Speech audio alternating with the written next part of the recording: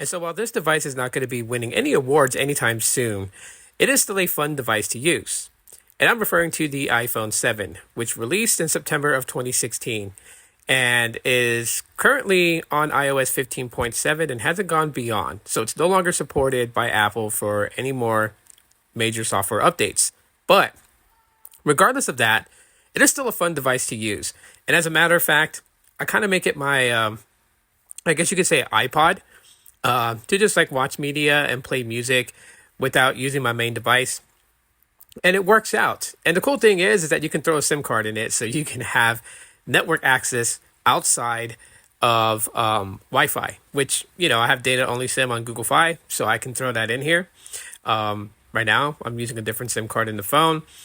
But nonetheless, it is what it is. It's an older model iPhone. And as a matter of fact, the last generations of the iPhone SE were based on this design, excluding the very first iPhone SE. And the upcoming iPhone SE is obviously going to pretty much mirror the iPhone 10. So, with this, you get the Touch ID, which still works amazing. And of course, compared to the iPhone 6s that I also have, I like this Touch ID button better. It's not really a button, it's more glass, but it imitates a button type feel when you push on it. Feels like you're clicking into something when you're actually not. I think that's pretty cool. Funny thing about it is that the iPhone 7's cameras, and I took pictures, I shared this on Threads. Shout out to those that, posted on my Threads post.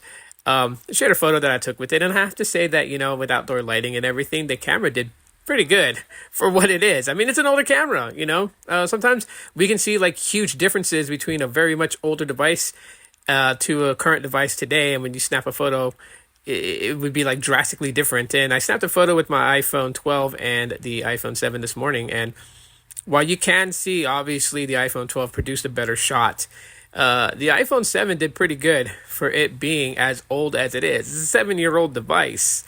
If you kind of think about it, so with that being said, this is the 128 storage version, so I have ample room for applications, games, and stuff like that.